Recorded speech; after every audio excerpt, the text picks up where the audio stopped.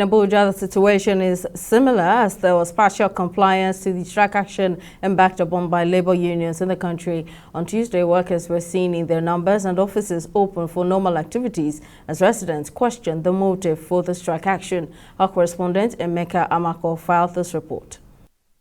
Organized labor had earlier called on workers across the country to down tools at midnight as their standoff with the Imo State government takes a national undertone.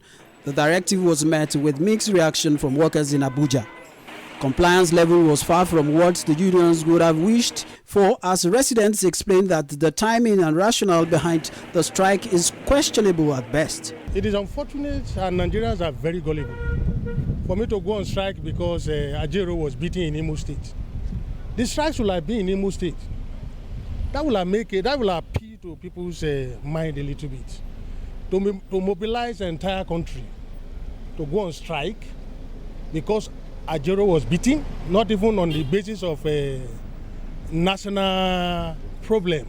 The nature of our work is pay as you go. If you don't go out a day, you can't eat. Now we are out. Suddenly we're told by the 12 midnight that there will be a strike.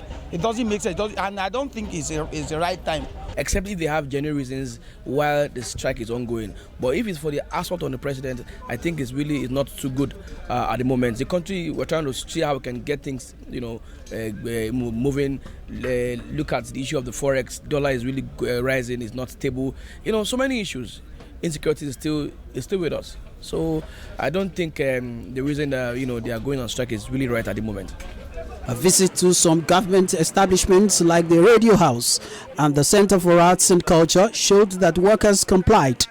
Some union leaders who spoke to TV 360 crew expressed satisfaction with the adherence to the directive, just as they dispelled rumors that the strike was necessitated by the assault on NLC President Joe Ajero in Owerri, Imo State. All we just ask is for the government to do the needful as well, so that there will be peace in this nation.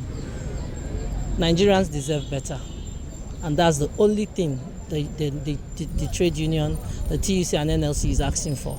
Nigerian workers deserve a better welfare. Nigerian workers deserve to live well. This strike has nothing to do with what happened in Imo State. And even if it does, at least if we don't come out to protest, to show the government that this thing that happened, if we don't talk, it will continue to happen. President of the National Industrial Court, Justice Benedict Kanyip, had issued a restraining order on the Nigerian Labour Congress, Trade Union Congress, as well as their affiliates from embarking on any strike, citing the likelihood of a breach of peace and tranquility in the country. There is a question of contempt of court which is begging for answers as the NLC continues to defy a judicial order just to show their grievance over the assault on their president.